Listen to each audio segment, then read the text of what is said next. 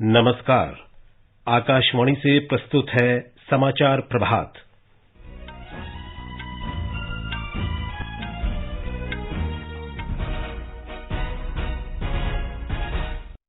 17वां G20 शिखर सम्मेलन Indonesia के बाली में शुरू। प्रधानमंत्री नरेंद्र मोदी विश्व के बड़े नेताओं के साथ 2 दिन के सम्मेलन में भाग ले रहे हैं। गुजरात विधानसभा चुनाव के पहले चरण के लिए नामांकन पत्रों की जांच आज। जनजातीय गौरव दिवस आज पूरे देश में मनाया जा रहा है। राष्ट्रपति द्रौपदी मुर्मू आज झारखंड में भगवान बिरसा मुंडा की जन्मस्थली उलिहातू में उन्हें श्रद्धा सुमन अर्पित करेंगी। गृह मंत्रालय ने कहा, वर्ष 2014 से पूर्वोत्तर क्षेत्र में उग्रवाद की घटनाओं में 80% की कमी आई है। भारत ने कहा, पृथ्वी को विनाशकारी बदलावों से बचाने के लिए विकासशील देशों के पास वित्त और प्रौद्योगिकी होना आवश्यक। और राष्ट्रीय खेल पुरस्कारों की घोषणा। टेबल टेनिस खिलाड़ी अचंता शरत कमल को मेजर ध्यानचंद खेल रत्न पुरस्कार से सम्मानित किया जाएगा। समाचार प्रभात के साथ मैं विशाल शर्मा। G20 शिखर सम्मेलन इंडोनेशिया के बाली में शुरू हो गया है। प्रधानमंत्री नरेंद्र मोदी 2 दिन के इस सम्मेलन में शामिल हो रहे हैं। इस अवसर पर G20 के नेता रिकवर टुगेदर रिकवर स्ट्रॉन्गर विषय पर महत्वपूर्ण वैश्विक मुद्दों के बारे में विचार विमर्श करेंगे। सम्मेलन के एजेंडा के रूप में 3 कार्यकारी सत्र होंगे। ये हैं खाद्य और ऊर्जा सुरक्षा, स्वास्थ्य और डिजिटल परिवर्तन। प्रधानमंत्री नरेंद्र मोदी G20 के नेताओं के साथ कई द्विपक्षीय बैठकें भी करेंगे और उन्हें भारत के लिए G20 की प्राथमिकताओं के बारे में जानकारी देंगे। वे आज शाम बाली में भारतीय समुदाय के लोगों को संबोधित करेंगे। सम्मेलन के समापन सत्र में इंडोनेशिया के राष्ट्रपति सांकेतिक रूप से G20 की अध्यक्षता प्रधानमंत्री को सौंपेंगे। भारत इस वर्ष 1 दिसंबर से औपचारिक रूप से G20 के अध्यक्ष का कार्यभार ग्रहण करेगा। एक रिपोर्ट। भारत की G20 अध्यक्षता से विभिन्न विषयों पर G20 चर्चाओं को नई ऊर्जा और दिशा मिलने की उम्मीद है। इनमें हरित विकास, डिजिटल परिवर्तन, महिला नेतृत्व में विकास और अंतर्राष्ट्रीय आर्थिक सहयोग जैसे विषय शामिल हैं। G20 अंतर्राष्ट्रीय आर्थिक सहयोग का मुख्य मंच है, जो वैश्विक आर्थिक और विकास से जुड़े सभी प्रमुख मुद्दों पर महत्वपूर्ण भूमिका निभाता है। G20 के सदस्य देशों का सकल घरेलू उत्पाद वैश्विक अर्थव्यवस्था का लगभग 85% है। इसमें विश्व की 2/3 आबादी और विश्व व्यापार का 75% से अधिक हिस्सा शामिल है। आकाशवाणी समाचार के लिए दिल्ली से सुपर्णा सैकिया। कनाडा के प्रधानमंत्री जस्टिन ट्रूडो ने भारत के साथ एक समझौते की घोषणा की है। समझौते के अंतर्गत दोनों देशों के बीच असीमित संख्या में उड़ानों की अनुमति दी जाएगी। G20 शिखर सम्मेलन से पहले बाली में बिजनेस 20 कार्यक्रम में श्री ट्रूडो ने कहा कि इससे दोनों देशों के बीच लोगों और माल की आवाजाही सुगम होगी। इससे आपसी व्यापार और निवेश को भी बढ़ावा मिलेगा। भारत ने विकसित देशों से कहा है कि यदि विश्व धरती को विनाशकारी परिवर्तनों से बचाना चाहता है तो विकासशील देशों में वित्त और प्रौद्योगिकी अवश्य होनी चाहिए। केंद्रीय पर्यावरण, वन और जलवायु परिवर्तन मंत्री भूपेंद्र यादव ने मिस्र के शर्म अल शेख में जलवायु वित्त विषय पर मंत्रियों के उच्चस्तरीय संवाद में ये बात कही। जलवायु वित्त संबंधी मामलों पर चिंता व्यक्त करते हुए उन्होंने कहा कि 2020 तक विविध स्रोतों से 100 अरब जुटाने की विकसित देशों की वचनबद्धता अभी तक पूरी नहीं की जा सकी है, जबकि ये बहुत छोटी रकम है। श्री यादव ने कहा कि पारदर्शिता और विश्वास इस मामले पर सभी बहुपक्षीय वार्ताओं के लिए महत्वपूर्ण है। उन्होंने कहा कि जलवायु परिवर्तन संबंधी वित्तीय व्यवस्था की स्पष्ट परिभाषा से पारदर्शिता और विश्वास को बढ़ावा मिलेगा, जो रचनात्मक बातचीत के लिए महत्वपूर्ण है। उन्होंने कहा कि जलवायु परिवर्तन संबंधी वित्तीय व्यवस्था की सार्थक परिभाषा निर्धारित करने के लिए और आगे काम करने की आवश्यकता है। गुजरात में विधानसभा चुनाव के पहले चरण के लिए नामांकन पत्रों की आज जांच की जाएगी। बृहस्पतिवार तक पर्चे वापस लिए जा सकते हैं। प्रथम चरण के लिए 1 दिसंबर को वोट डाले जाएंगे। इस बीच निर्वाचन आयोग वरिष्ठ नागरिकों और दिव्यांगों को सरल और बाधा मुक्त मतदान सुविधा उपलब्ध कराने के प्रयास कर रहा है। एक रिपोर्ट। गुजरात में चुनाव आयोग ने 80 वर्ष से अधिक आयु के वरिष्ठ नागरिकों, दिव्यांग व्यक्तियों और कोविड-19 से प्रभावित मतदाताओं को डाक मतपत्र से मतदान करने की सुविधा दी है। मुख्य निर्वाचन अधिकारी श्रीमती पी भारती ने बताया कि चुनाव में वरिष्ठ नागरिकों और दिव्यांग मतदाताओं को मिलाकर 12,26,000 से अधिक मतदाता पंजीकृत हैं। राज्य के हर जिले में चुनाव अधिकारी ऐसे मतदाताओं से व्यक्तिगत संपर्क कर रहे हैं। इस बीच भाजपा ने गुजरात विधानसभा चुनाव के लिए अपनी एक और सूची जारी की है। इसमें 2 महिलाओं सहित कुल 12 उम्मीदवारों के नाम है। पार्टी ने युवा नेता अल्पेश ठाकोर को गांधीनगर दक्षिण सीट से उम्मीदवार बनाया है। अपर्णा खूंट के साथ संजीव शर्मा, आकाशवाणी समाचार, अहमदाबाद। वर्ष 2014 में केंद्र में प्रधानमंत्री नरेंद्र मोदी के नेतृत्व में सरकार आने के बाद से अब तक देश के पूर्वोत्तर क्षेत्र में उग्रवाद संबंधी घटनाओं में 80% की कमी आई है। गृह मंत्रालय के अनुसार विगत वर्षों में विभिन्न समूहों के लगभग 6,000 उग्रवादियों ने आत्मसमर्पण किया है। वर्ष 2019 और 20 में उग्रवाद की सबसे कम घटनाएं हुई और पिछले 2 दशकों में सुरक्षा बलों तथा आम नागरिकों की मौत के मामले न्यूनतम रहे हैं।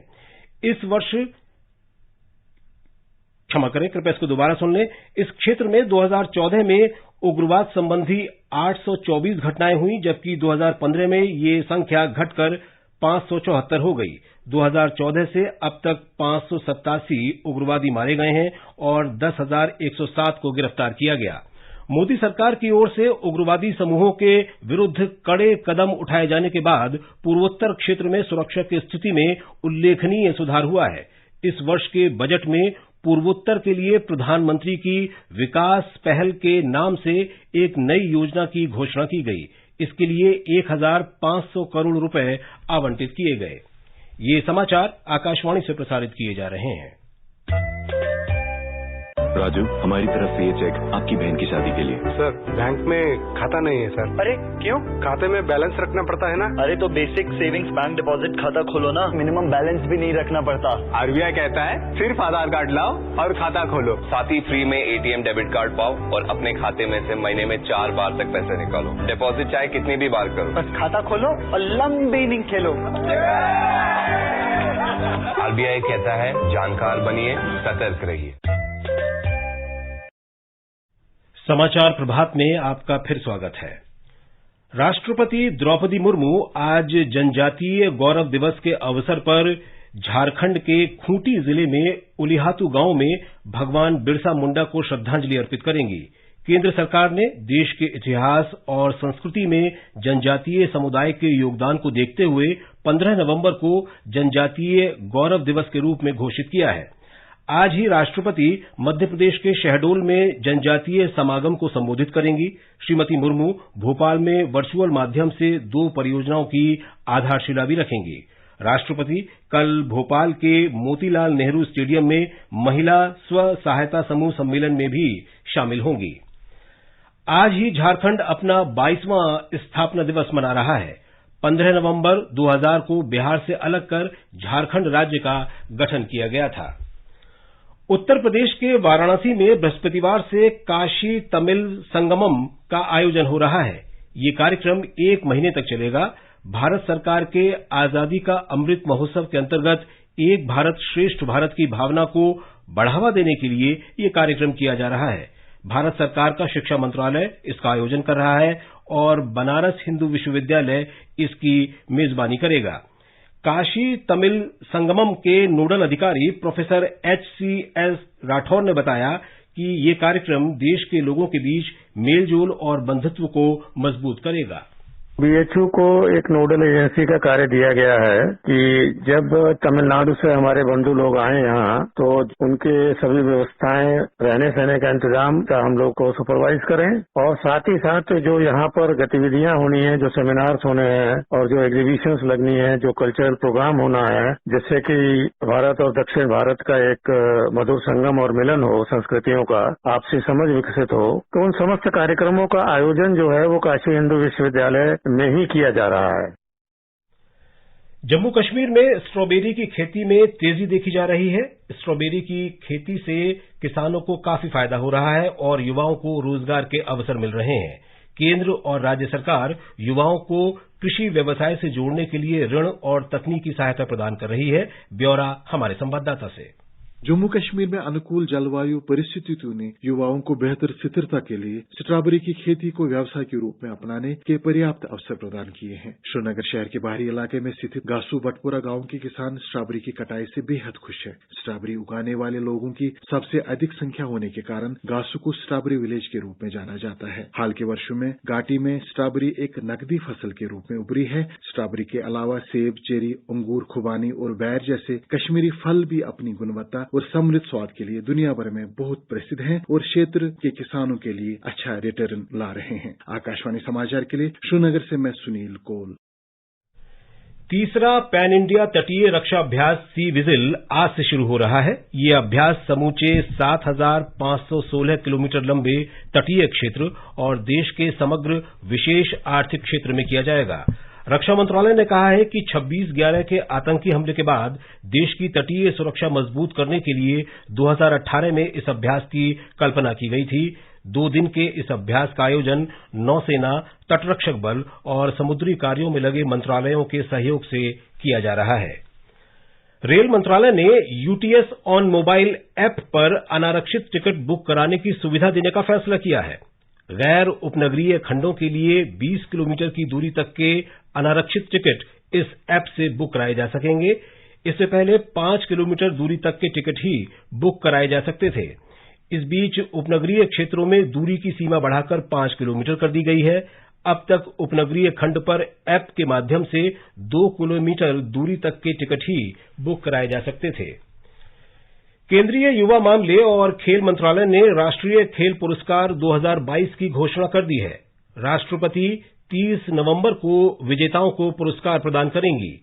टेबल टेनिस खिलाड़ी अचंता शरद कमल को मेजर ध्यानचंद खेल रत्न पुरस्कार के लिए चुना गया है। 25 खिलाड़ियों को अर्जुन पुरस्कार दिए जाएंगे। खेलों में लाइफ टाइम अचीवमेंट के लिए ध्यानचंद पुरस्कार 4 खिलाड़ियों को दिया जाएगा। इनमें अश्विनी अंकुजी सी, धर्मवीर सिंह, बीसी सुरेश, नीर बहादुर गुरुंग शामिल हैं। संयुक्त अरब अमीरात ने पैरा विश्व निशानेबाजी चैंपियनशिप में कल सिंहराज, मनीष नरवाल और दीपेंद्र सिंह की टीम ने P4 mixed 50 metre pistol SH1 event में रजत पदक जीत लिया। दक्षिण कोरिया ने स्वर्ण और तुर्की ने कांस्य पदक हासिल किया। ये समाचार हमारी वेबसाइट newsonair.gov.in/hindi पर भी उपलब्ध हैं। और अब समाचार पत्रों की सुर्खियों के साथ हैं फरहत नाज। धन्यवाद विशाल। इंडोनेशिया के बाली में G20 शिखर सम्मेलन को आज के सभी अखबारों ने मुख्य पृष्ठ पर जगह दी है।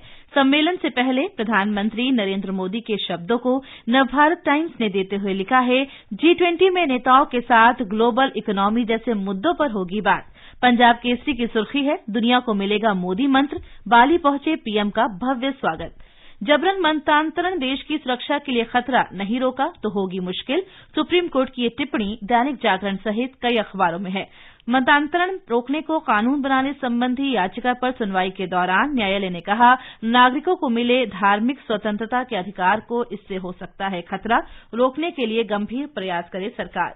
महंगाई के मोर्चे पर राहत भरी खबर सभी समाचार पत्रों में है। राजस्थान पत्रिका के शब्द हैं, थोक महंगाई दर 19 महीने बाद आई सिंगल डिजिट में, खुदरा मुद्रास्फीति में भी गिरावट। हिन्दुस्तान लिखता है, महंगाई से चौतरफा राहत, सब्जी, ईंधन और विनिर्मित उत्पादों के दाम घटे।